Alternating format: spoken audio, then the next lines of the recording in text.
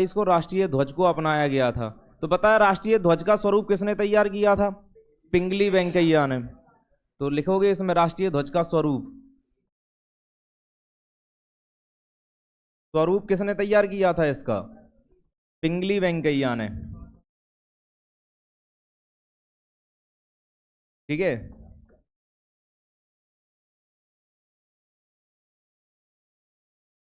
पिंगली वेंकैया ने किया था इसका। ठीक है,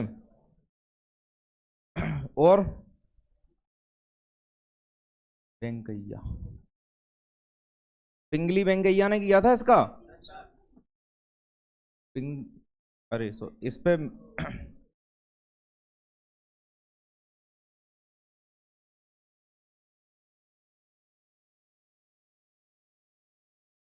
लो, इस पे दिख रही थी वो बिंदी को, पिंगली वेंकैया।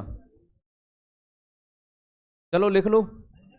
हाँ जी, यहीं से शुरुआत करने अपन को। पिंगली वेंकैया ने इसका राष्ट्रीय स्वरूप तैयार किया था, और लिखा तो दिया बहुत कुछ। यहां से लिखना स्टार्ट करना है आपको। ठीक है,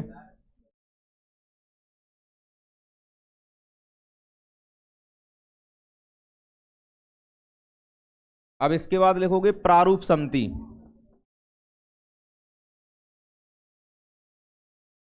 प्रारूप समिति, तो प्रारूप समिति का गठन किसने किया था, और मतलब कौन इसका अध्यक्ष था प्रारूप समिति?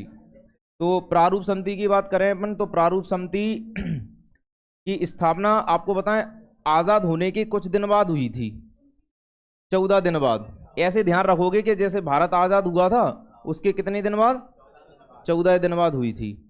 खैर, भारत आजाद होने के साथ संविधान सभा का भी विघटन होगा, अभी उसी के बारे में पढ़ेंगे। पहले चाहो तो संविधान सभा का विघटन भी पढ़ सकते हो पहले, इसको बाद में पढ़ा देंगे, एक काम करेंगे। तो अपन संविधान सभा का विघटन ही पढ़ रहे हैं अब। ठीक है, तो प्रारूप समिति के बारे में बात कर रहे थे। प्रारूप समिति के बारे में हमने पढ़ाया भी आपको। डॉक्टर भीमराव अंबेडकर इसके अध्यक्ष थे, 7 सदस्यीय थी।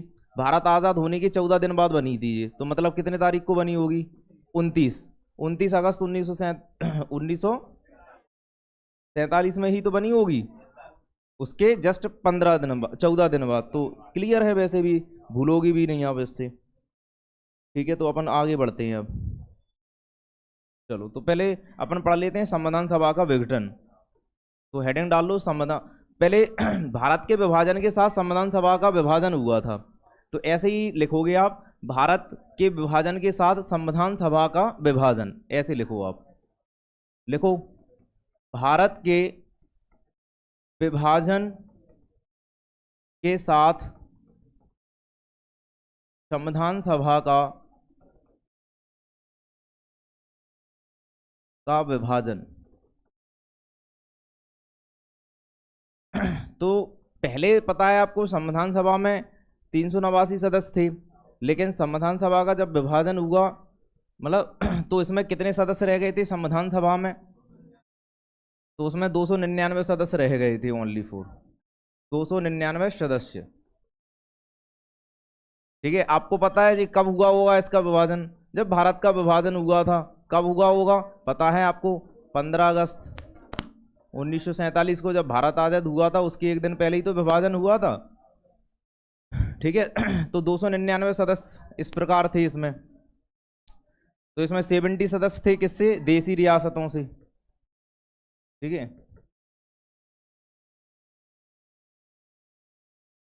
देसी रियासतों से।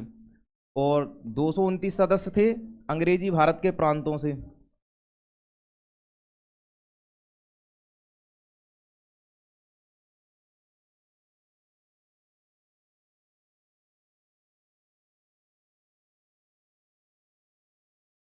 लो, इस प्रकार से लिख लो आप। तो भारत के विभाजन के साथ संविधान सभा का भी विभाजन हुआ, 299 सदस्य रह गए थे फिर इसमें, क्योंकि जो पाकिस्तान बन गया था तो पाकिस्तान के सदस्य इसमें से हट गए थे। 299 में से कितने थे? 229 सदस्य अंग्रेजी भारत के प्रांतों से थे और 70 सदस्य देसी रियासतों से। अब ऐसा क्वेश्चन भी पूछा जाता है कि ऐसे कौन दो व्यक्ति थे जिनने संविधान सभा से मतलब संविधान सभा की जो सदस्यता अस्वीकार कर दी थी? ठीक है, तो दो लोगों ने की थी, जयप्रकाश नारायण, तेज बहादुर सप्रू। दो लोग थे, इन्होंने क्या कर दिया था? संविधान सभा की जो मतलब सभा की सदस्यता थी, उस सदस्यता को स्वास्थ्य कारणों से उन्हें ठुकरा दिया था कि हम अस्वस्थ हैं, हम मीटिंग में नहीं जा पाएंगे प्रॉपर तरीके से, तो इसकी मतलब हम सदस्यता नहीं ले रहे हैं इसकी। ठीक है, चुनाव जीतने के बाद भी इन्हें सदस्यता ठुकरा दी, ऐसा मान सकते हो तुम। ठीक है, तो कौन दो लोग थे, ध्यान रखना इन दोनों लोगों का नाम, तो तेज बहादुर सप्रू थे, ठीक है, और जयप्रकाश नारायण थे। तो जयप्रकाश नारायण और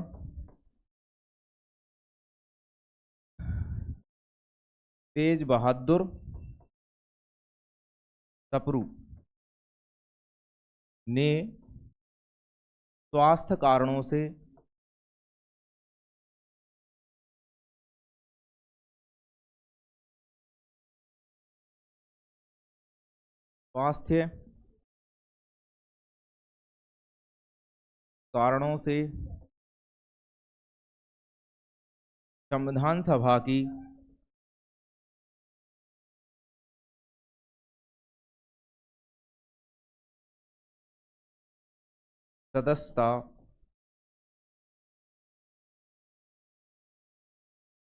संविधान सभा की सदस्यता को अस्वीकार कर दिया।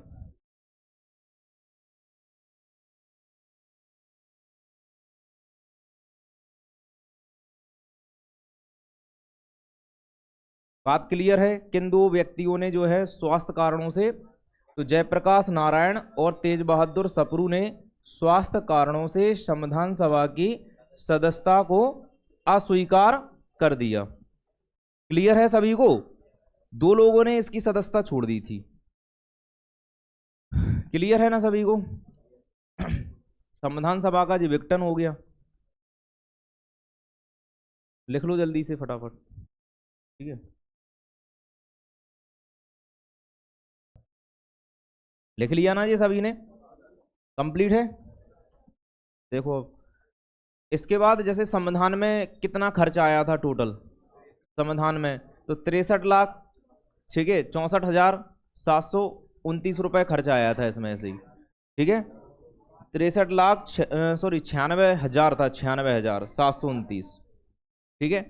तो लिखेंगे संविधान निर्माण में, लिखो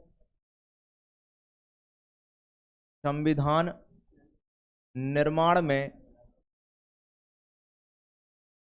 कुल खर्च, तो कुल खर्च आया था कितना? 63,96,000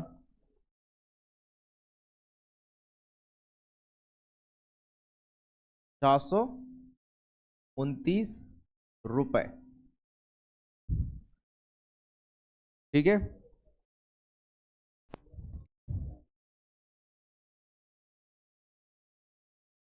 लिख लिया क्या सभी ने? 63,96,729 रुपए खर्चा आया था कुल। पता है भारत का संविधान विश्व का सबसे बड़ा लिखित संविधान है और सबसे छोटा अमेरिका का है, पढ़ा है आप लोगों ने। अब इसके बाद लिखोगे समय, लिखोगे कि कितना समय लगा था इसको बनाने में कुल। अगला फैक्ट लिखोगे, साइलेंट हो जाओ। अगला फैक्ट लिखोगे आप लोग, संविधान निर्माण में संविधान निर्माण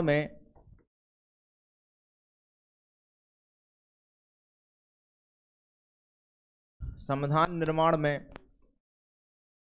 2 वर्ष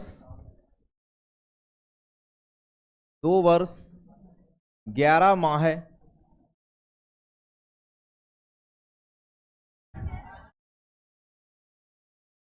बेटा शांत रहोगे, शांत रहोगे पहले। 2 वर्ष 11 माह 18 दिन, 2 वर्ष 11 माह 18 दिन का समय लगा।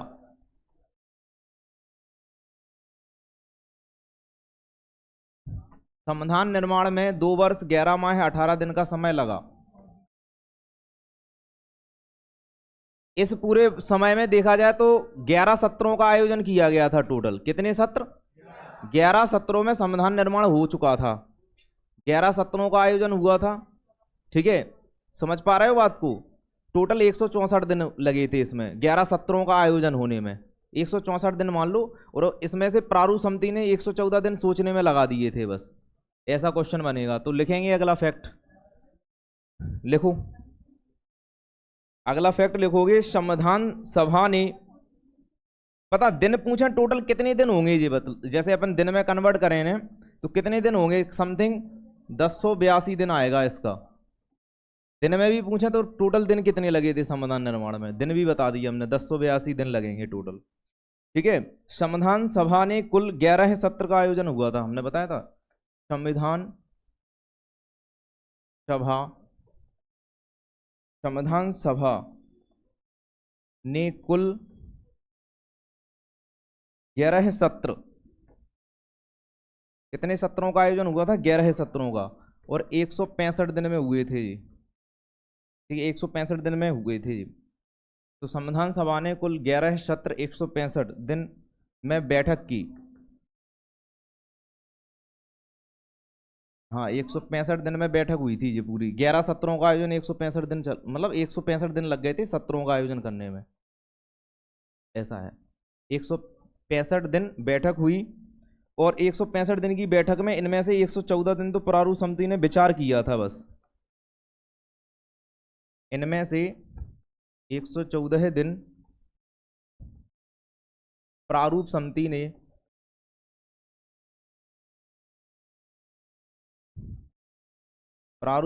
विचार किया,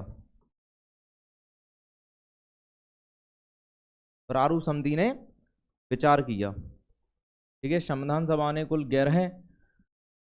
11 सत्र 165 दिन में जो बैठक की पूरी, और इनमें से 114 दिन प्रारूप समिति ने विचार किया था। प्रारूप समिति के बारे में बता दिया कि इनका मेन उद्देश्य क्या था, संविधान का कैसा प्रारूप होना चाहिए, ठीक है, उसके बारे में। इतना क्लियर है।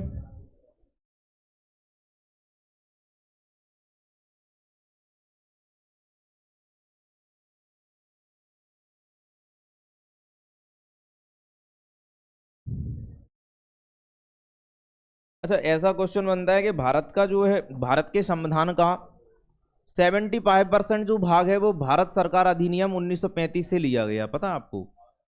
तो लिखोगे भारतीय संविधान,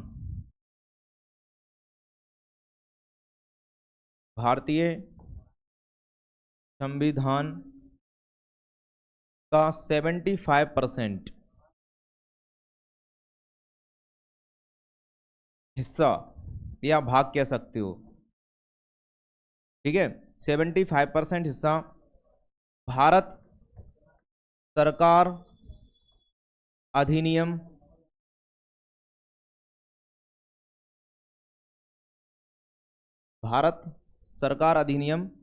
1935। भारतीय संविधान का 75% हिस्सा भारत सरकार अधिनियम 1935 से लिया गया। तो इसका, इस अधिनियम का अहम योगदान है भारतीय संविधान के निर्माण में, 1935 से लिया गया। क्लियर है। अब जैसे संविधान के निर्माण की बात करें तो संविधान के निर्माण की जो मूल प्रति है वो किसके द्वारा लिखी गई थी, मूल प्रति किसके द्वारा लिखी गई थी इसकी। हाँ, प्रेम नारायण रायजादा, वे पूरा नाम लिखते हैं, ठीक है। हिंदी में लिखी थी घनश्याम दास गुप्त थे ऐसे ही, ठीक है, उनके द्वारा लिखी गई थी। चलो लिखा रहे हैं सभी को।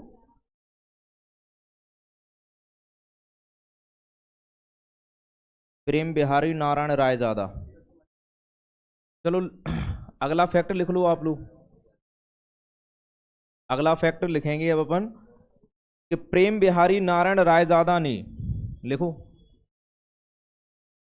प्रेम बिहारी नारायण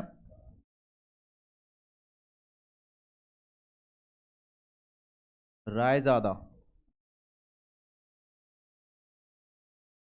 ठीक है, प्रेम बिहारी नारायण रायजादा ने संविधान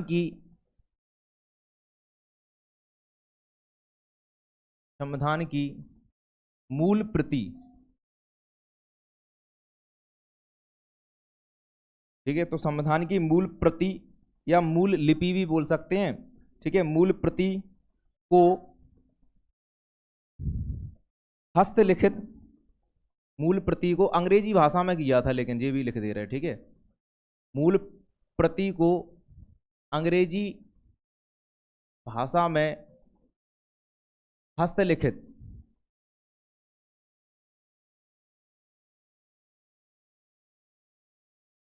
किया।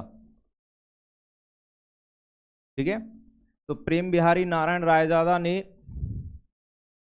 संविधान की मूल प्रति को अंग्रेजी भाषा में हस्तलिखित किया। बात समझ में आई? अब इस जो प्रति जो इनने लिखी थी वो अभी भी हमने बताया था संसद भवन में हीलियम गैस में, संसद भवन की जो लाइब्रेरी है उसमें हीलियम गैस में अभी भी इसी प्रति को रखा गया है। ठीक है ना, तो लिख सकते हो उसके बारे में। इस प्रति को लिख लो, इस प्रति को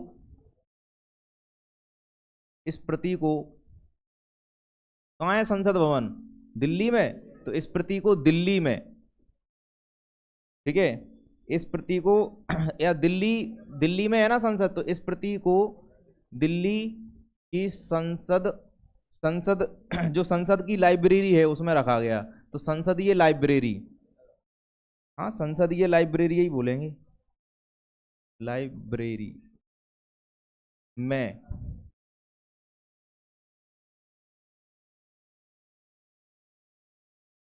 हीलियम गैस से भरे बॉक्स में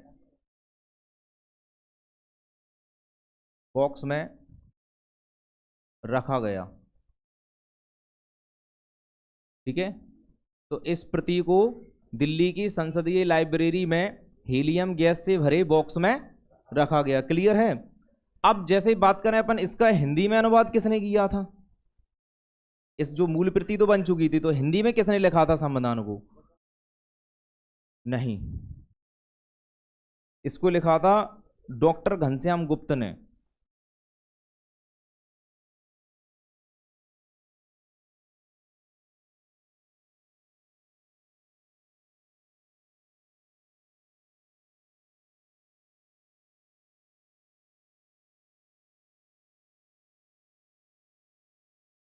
हाँ इसमें भी, लेकिन इसमें योगदान घनश्याम गुप्त का भी है कुछ ना कुछ, या हिंदी इंग्लिश दोनों में लिखा हो बिन्ने, ऐसा भी हो। ठीक है, तो लिख लो आप लोग, हिंदी संस्करण को सुलेखित किया था बसंत कृष्ण वैद ने किया था। सही है, तो लिख लो संविधान, लिख लो संविधान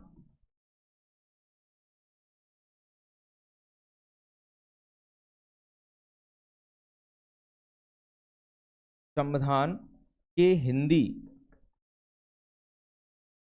संस्करण, हिंदी संस्करण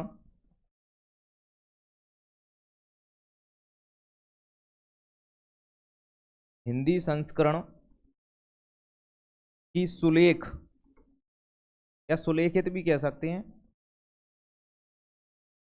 सुलेखन कह लो, सुलेखन। ठीक है, सुलेखित या सुलेखन बसंत कृष्ण वैद ने की, बसंत कृष्ण वैद।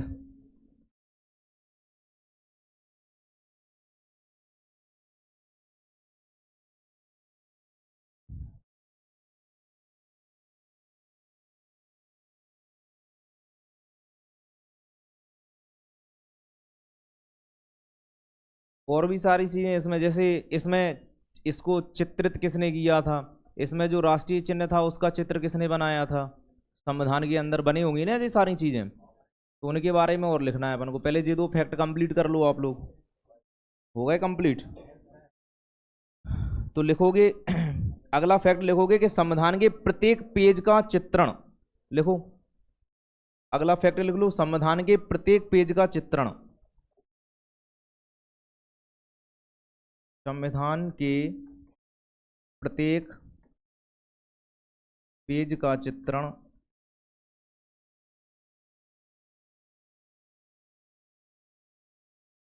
चित्रण, प्रत्येक पेज का चित्रण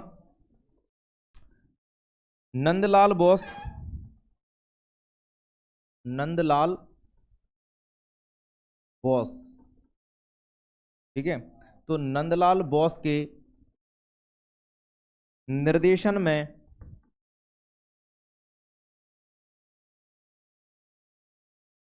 शांति निकेतन के चित्रकारों ने किया।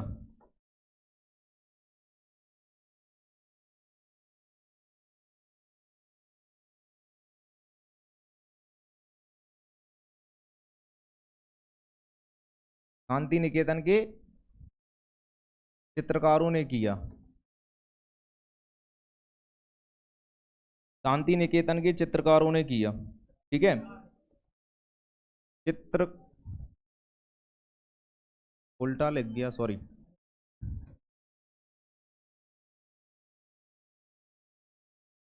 अरे हो जाता है आगे पीछे। चित्रकारों ने,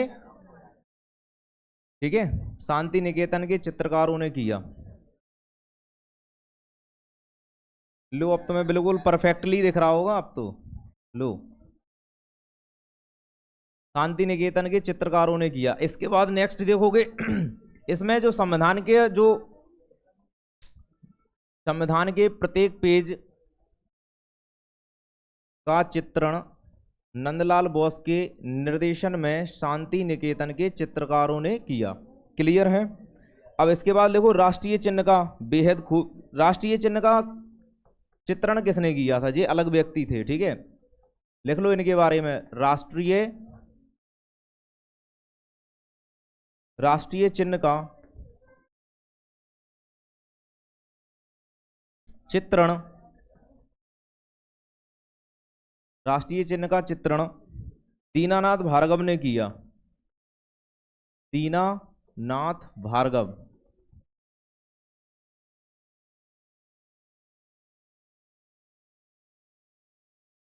दीनानाथ भार्गव ने किया।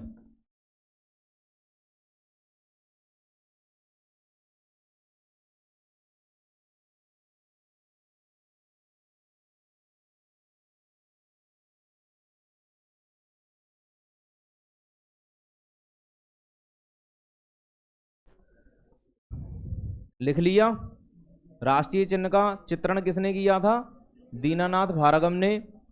संविधान के प्रत्येक पेज का चित्रण नंदलाल बोस के निर्देशन में शांति निकेतन के चित्रकारों ने किया था कि प्रत्येक पेज पे कैसे कैसे चित्रण बनना है। और इसके बाद इसका हिंदी में जो अनुवाद किसने किया था, सुलेखन किसने किया था? बोलो। वसंत कृष्ण वैद्य ने किया था। और अंग्रेजी में तो मेन मूल लिपि किसने लिखी थी? तो प्रेम बिहारी नारायण रायजादा ने किया था। पूरा नाम बताएं तो यही है इनका, ठीक है। इसके आगे इतना कंप्लीट है ना सभी का? इतना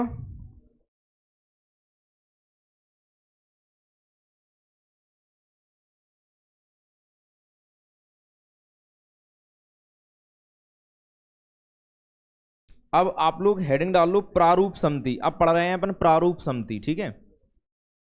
हेडिंग डाल लो प्रारूप समिति। तो प्रारूप समिति का गठन हुआ था भारत आजाद होने के 14 दिन, ठीक है। तो 14वें दिन मान लो, 14वें दिन बाद। तो 14 जोड़ने सीधी सी, भारत आजाद हुआ था 15 अगस्त को, तो 15 में 14 जोड़ दो तो 29 हो जाएंगे, सिंपल सी बात। तो 29 अगस्त, ठीक है, 1947 को। तो प्रारूप समिति का गठन कब हुआ था? 29 अगस्त 1947 को इसका गठन होता है। कितने सदस्य थे इसमें कुल? तो कुल सदस्य थे इसमें 7। कितने सदस्य थी ये पूछा जाता है। तो कुल सदस्य थे इसमें,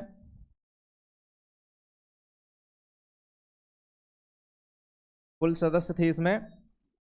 तो एक तो अध्यक्ष होगा, एक तो कौन होगा इसमें? अध्यक्ष। और 6 के क्या होंगे इसमें? सदस्य। तो कुल सदस्य कितने हो जाएंगे इसमें? एक तो अध्यक्ष हो गया और 6 अन्य सदस्य हो गए इसमें। तो कुल कितने हो जाएंगे? 7 हो जाएंगे। 7 सदस्य थे, इतना ध्यान रखना। एक अध्यक्ष, 6 सदस्य। अब इसके अध्यक्ष थे कौन? तो भीमराव अंबेडकर थे।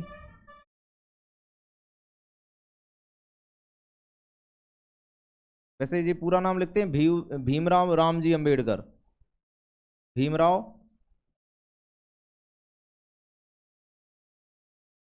हाँ बी आर से तो भीमराव होता है, तो भीमराव अंबेडकर।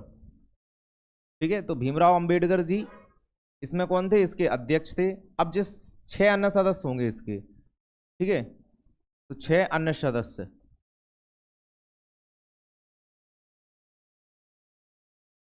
6 अन्य सदस्य कौन कौन थे इसमें। ठीक है, तो 6 अन्य सदस्य थे, जैसे कि इसमें कृष्णा स्वामी अय्यर, गोपाल स्वामी। ठीक है, देखो इसमें कृष्णा स्वामी अयंगर थे, अयंगर, और गोपाल स्वामी अय्यर। ठीक है, टीटी कृष्णामाचारी।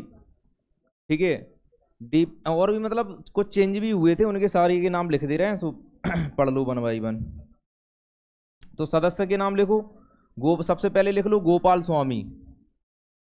गोपाल स्वामी, हाँ अयंगर थे जी, अयंगर। ठीक है, शॉर्ट में नहीं, पूरा ही लिख लो आप तो। ठीक है, इसके बाद कृष्णा स्वामी अय्यर,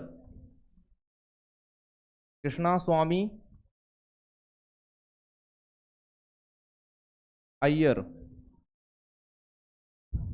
ठीक है, के एम मुंशी,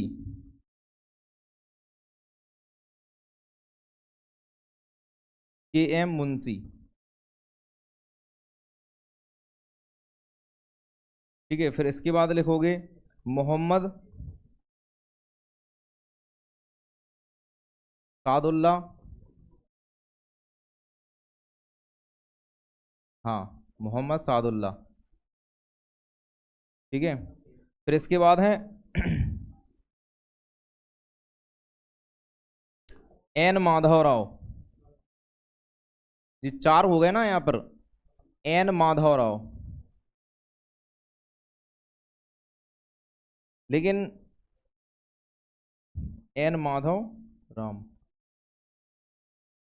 एन माधवराव आए थे ना, किसके स्थान पे आए थे, जी भी लिखा रहा है ना, बी एल मित्तल के स्थान पे आए थे जी, बी एल मित्तल, या मित्तर भी आता है कहीं कहीं, बी एल मित्तर के, बी एल मित्तर के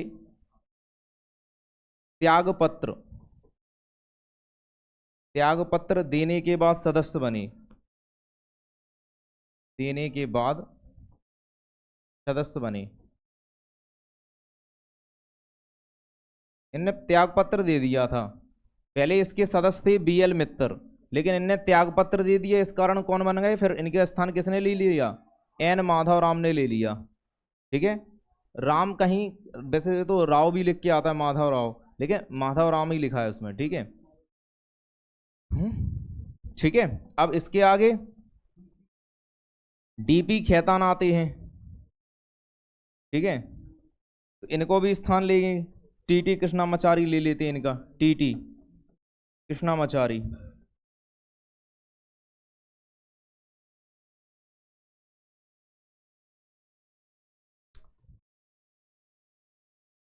कृष्णाचार्य ही होगा,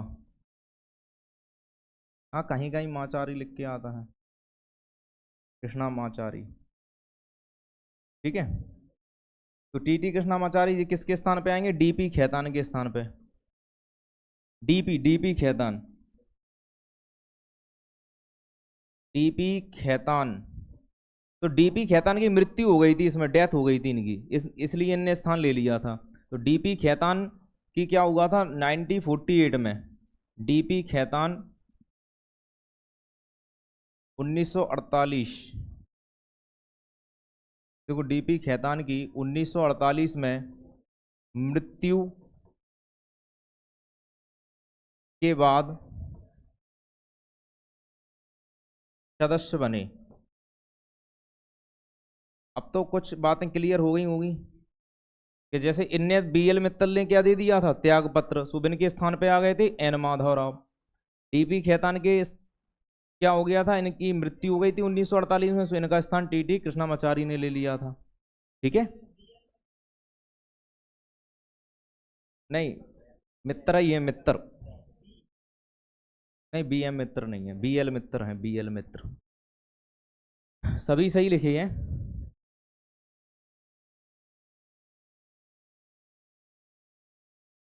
चलो लिख लो ये सभी नाम कंप्लीट। फिर हम बता रहे हैं कुछ बातें और याद रखने की।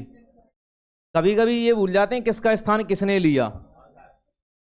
ठीक है, ठीक है। तो पहले तो ये डायरेक्ट ध्यान रखने हैं नाम आपको कि प्रारूप समिति का गठन कब हुआ था। सो वो तो हमने आपको ट्रिक बताई कि जब अपना भारत आज़ाद हुआ उसके 14 दिन, बस 14 दिन जोड़ने हैं आपको इसमें। तो भारत आज़ाद कब हुआ था? 15 अगस्त 1947। 14 जोड़ दो इसमें तो हो जाएंगे 29 अगस्त 1947। ऐसे याद रख पाओगे, भूलोगे तो नहीं कि भारत आज़ाद होने के कितने दिन बाद बनी थी ये समिति। तो 14वें दिन बनी थी मान लो, तो 14 दिन जोड़ दोगे तुम इसमें, 14 से आंसर आ जाएगा आपको। फिर कुल सदस्य कितने थे इसमें? 7 सदस्य थे। अध्यक्ष कौन था इसका? डॉक्टर भीमराव अंबेडकर थे। ठीक है। 6 अन्य सदस्य कौन कौन थे? तो गोपाल स्वामी अयंगर। ठीक है, अयंगर लिखिए जो, अयंगर। और कृष्णा स्वामी अय्यर। ये दक्षिण भारत में चलते हैं ये नाम, तो पता ही है आपको। के एम मुंशी। ठीक है, मोहम्मद सादुल्ला, एन माधवराव। एन माधवराव की जगह पे, मतलब एम माधवराव ने किसकी जगह लिखी थी? तो बी एल मित्तल के त्यागपत्र देने के बाद इन्हें एन माधवराव आ गए थे। फिर इसके बाद टीटी कृष्णा माचारी। तो टीटी कृष्णा माचारी जो थे, इनने किसका स्थान लिया था? डीपी खेतान। इनकी डीपी फूक गई तो इनकी जगह टीटी आ गए थे। इन नहीं तो टिकट काटो तो इनको। ठीक है, डीपी की जगह टीटी आ गए थे इसलिए। ठीक है, ध्यान रख सकते हो ऐसे भी कि डीपी कौन की फूकी थी, फूक गई थी, सो बस मृत्यु हो गई इनकी। ठीक है, और टीटी कृष्णामाचारी तो समझ पा रहे हो, इन्हें तो टिकट काट दो इनको, सो बस इनके जो टीटी आ गए थे, टीटी कृष्णामाचारी। खैर जी दक्षिण भारत ही की थी जी, सो नाम इनको बहुत अटपटा है बिल्कुल। ठीक है, चलो साइलेंट रहो और आगे शांत हो जाओ सभी स्टूडेंट। अब आगे अपन को पढ़ना है इसके बारे में। ये तो हो गया अपना कंप्लीट, क्या प्रारूप समिति कंप्लीट हो गई आपकी। ठीक है, अब इसके बाद पढ़ना है कि 14 सितंबर 1949 को क्या हुआ था कि हिंदी को आधिकारिक भाषा के रूप में अपना लिया गया था संविधान सभा के द्वारा। इसलिए आपको पता होगा कि 14 सितंबर को बनाया जाता है क्या? राष्ट्रीय हिंदी दिवस। विश्व हिंदी दिवस नहीं मनाया जाता, विश्व हिंदी दिवस मनाया जाता 10 जनवरी को। ठीक है, तो उसके बारे में लिखना है अब आपको। ठीक है, तो लिख लो आप उसके बारे में। लिखो 14 सितंबर 1949। लिखो 14 सितंबर 1949 को संविधान सभा द्वारा।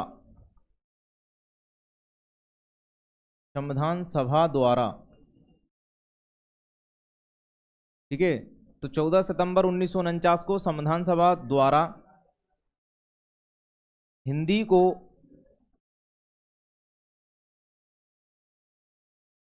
आधिकारिक भाषा के रूप में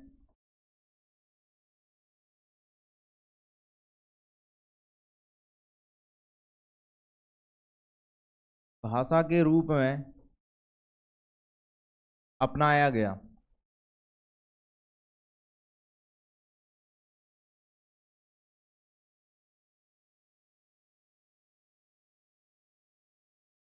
ठीक है, इसीलिए 14 सितंबर को क्या मनाया जाता है? इसीलिए 14 सितंबर को मनाया जाता है राष्ट्रीय हिंदी दिवस।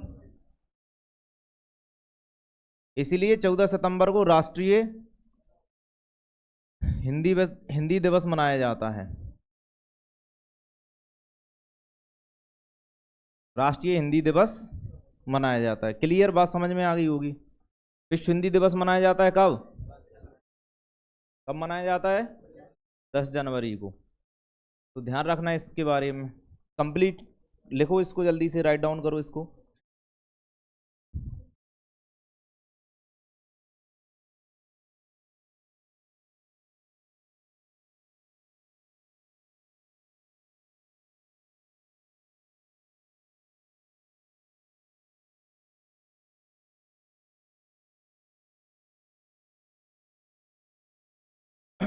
अब आपको बताएं, संविधान लागू होने से पहले, संविधान को लागू करने से पहले संविधान का वाचन किया गया था।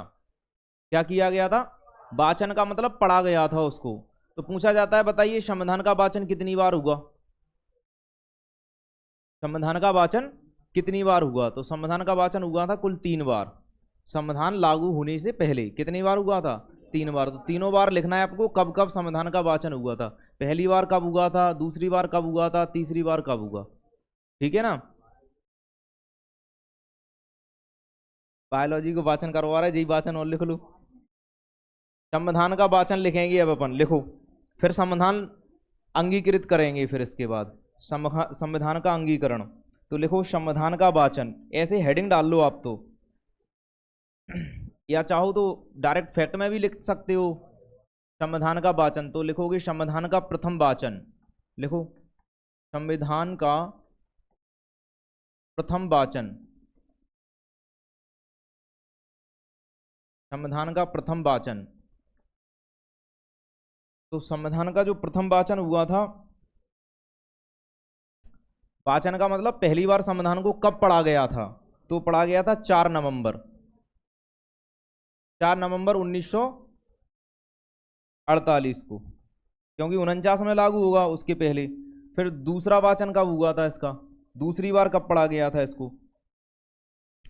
ठीक है, दूसरा वाचन,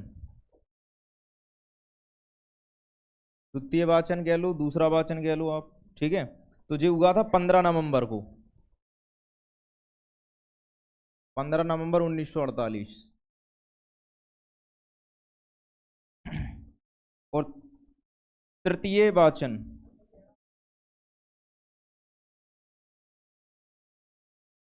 तृतीय वाचन हुआ था, स्टार्टिंग की डेट है जो, लास्ट की अंतिम डेट नहीं लिखा रहा है मैं आपको, जो बात ध्यान रखियो। स्टार्टिंग की डेट है कब से शुरू हुआ था वाचन। फिर एक दिन नहीं चला था जी, 2 4 6 दिन चलता था वाचन। नहीं, एक दिन नहीं चलता था वाचन, ये भी हम बता रहे हैं ना आपको। स्टार्टिंग की डेट पूछी जाएगी आपसे, अंतिम डेट नहीं, कब से कब तक चला था ऐसा नहीं पूछेंगे वे आपसे। ठीक है, तो 4 नवंबर 1948 को प्रथम वाचन, दूसरा वाचन हुआ था 15 नवंबर 1948 को, और तृतीय वाचन जो हुआ था वो हुआ था 14 नवंबर 1949 को, नवंबर 1949 को। ठीक है, तृतीय वाचन कंप्लीट होने के बाद उसको फिर से पढ़ा गया होगा कि कोई मिस्टेक्स तो नहीं है, रीचेक कर लो भाई एक प्रकार से। तो आपको पता है इसके बाद 26 नवंबर को 1949 को संविधान को अंगीकृत किया गया था। अंगीकरण कह लो या कह लो आंशिक रूप से उसको लागू किया गया था। ठीक है, संविधान को अधिनियमित कह लो, अंगीकृत कह लो। ठीक है, ठीक है, तो ऐसे शब्द यूज किए जाते हैं कि संविधान को कब अंगीकृत किया गया, या संविधान को कब जो है अधिनियमित किया गया, आत्मार्पित किया गया। तो 26 नवंबर 1949 को किया गया था। फिर इसके बाद आपको पता है कि 26 जनवरी 1950 को संविधान को संपूर्ण रूप से लागू कर दिया गया था। ठीक है, समझ गए ना बात को? तो इस प्रकार से ये चीजें आपको ध्यान रखना है, प्रथम वाचन, द्वितीय वाचन। अब चलो ठीक है, अब इसको यहीं पे रोक दो क्लास को, फिर बात करें अपन।